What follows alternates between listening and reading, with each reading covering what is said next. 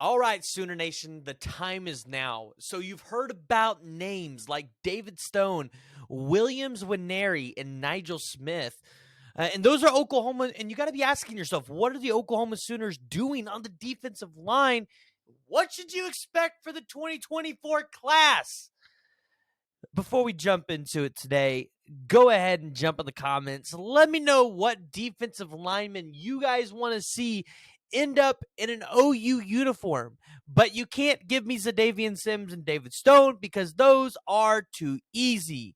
Additionally, hit that smash the like and the subscribe button. Let me know what y'all are thinking down in the comments below. So for the question that is on everybody's mind, what is going on with the 5-star defensive lineman currently at IMG Academy, but from Oklahoma City, Oklahoma, David Stone? And for those who have not really followed the recruitment and have been living under a rock on the Twitterverse, David Stone has been making a huge splash on the recruiting trail by taking 5 unofficial visits to Michigan State, including not being at the OU Junior Day, but going up to the Michigan State one. And it has a lot of Sooner fans on edge on if Todd Bates and the staff is able to close on the elite top 10 player and one of the best defensive linemen in this class.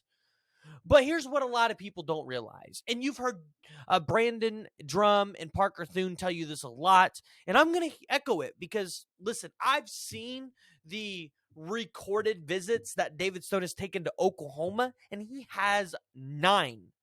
And with a kid that grew up watching Oklahoma and has expressed his love for OU football, you can bet that he's probably been to the university more than 9 times, whether he was watching games, whether he's been on visits, whether he's been there with his family. 9 times, probably a lot more than that. He knows the culture. He knows the campus. It's not like he has to make a big deal about it. David Stone knows how to go out there. He knows how to build his brand. And in the NIL era, you have to be good at building your brand.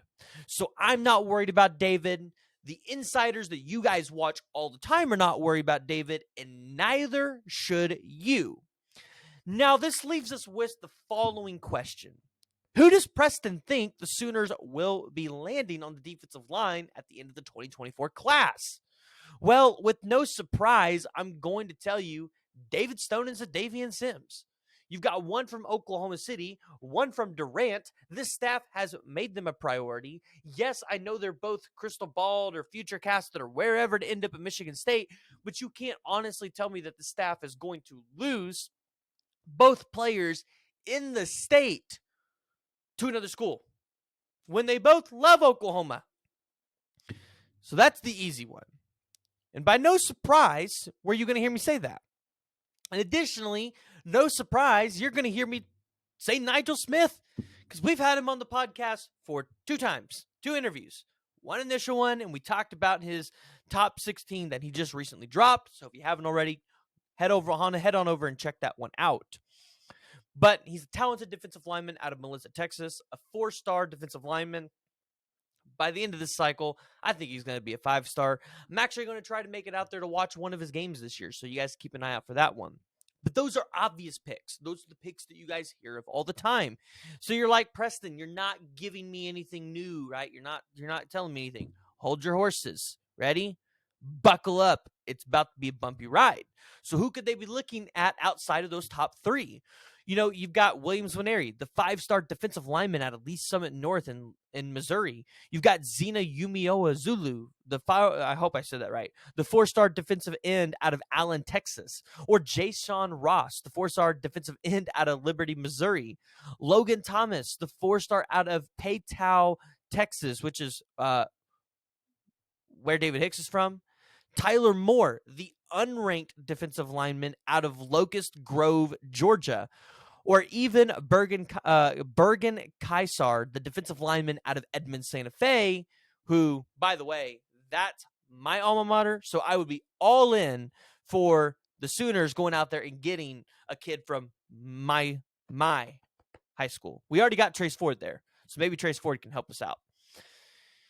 And all of these options would be great for the Oklahoma Sooners and the staff. And here's who I think they're going to land. So we talked about it. David Stone, right? He's from the state, loves Oklahoma. Don't think there's anything you need to worry about there. Williams Nwaneri, right?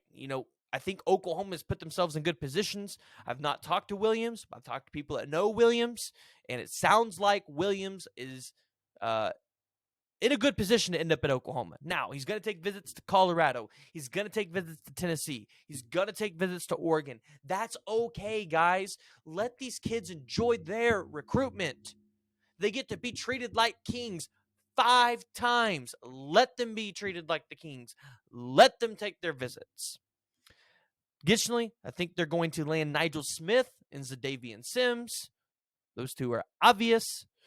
I like Zina Umeozulu. Now, that is dependent on Michael Hawkins and potentially Devon Mitchell, who now is at Los Alamos, California, but was a part of Allen as well.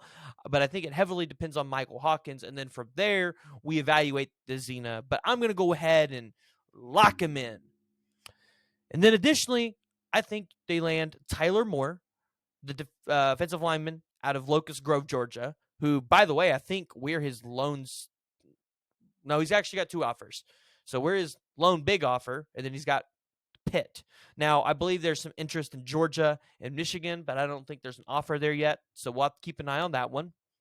And then Bergin Kysar, who I don't believe has an offer yet, but you would imagine if he doesn't get an offer, he'll definitely be offered a preferred walk-on because this staff makes it a priority. Now, I think if you go look at a couple sites, I think some people have him leaning towards Oklahoma State. But listen, if you get a chance to go play for the big brother, why would you not go play for the big brother? And mind you, we're going to the SEC. I'm pretty sure that's going to help our recruiting a little bit. And so those are the guys I think Oklahoma lands. You guys can find that list down in the comments. But who are some names that maybe OU fans should watch? Because that's interesting. You could be looking at the 4-star defensive lineman Notre Dame commit Owen Waffle. Keep your ears open for that name. I think could be something there. And then additionally, the 5-star edge Colin Simmons. Currently crystal ball to land to LSU per 247 Sports Steve Wilfong. And he's also talked about TCU and Alabama and Texas. But we have a guy on our staff by the name of Emmett Jones. I don't know if you guys have heard of him. I don't know if you guys have heard of him. He's just a average day Joe coach, only from the Dallas area and has a lot of connections that OU could potentially lose to try to sneak in the race if they have a stellar season and show significant improvement on the defensive line. Now, as we talked about yesterday with the Sammy Brown recruitment to Oklahoma, I think it's a long shot, right? It's not like I think Oklahoma's going to go out there and just land Colin Simmons and steal him from LSU and Jamar Cain, right? Jamar Cain's doing his thing out of LSU.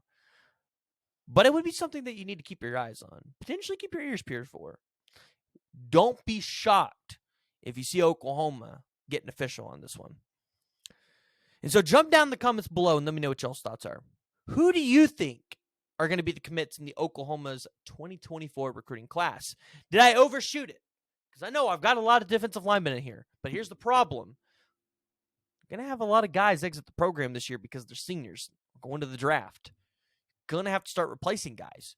Luckily, you've got a Marcus Strong. You've got an Ashton Sanders. You've got a Derek LeBlanc and a PJ Adebore and other guys that are coming into the program this year that should be ready to go. Additionally, you'll probably take a couple guys out of the transfer portal.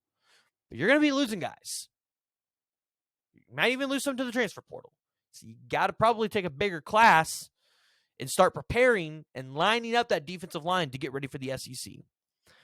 And if you haven't already, hit the like and subscribe button.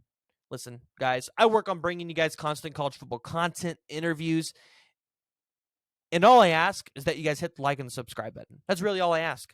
So go ahead, do that. Help me out. Help me bring you great content.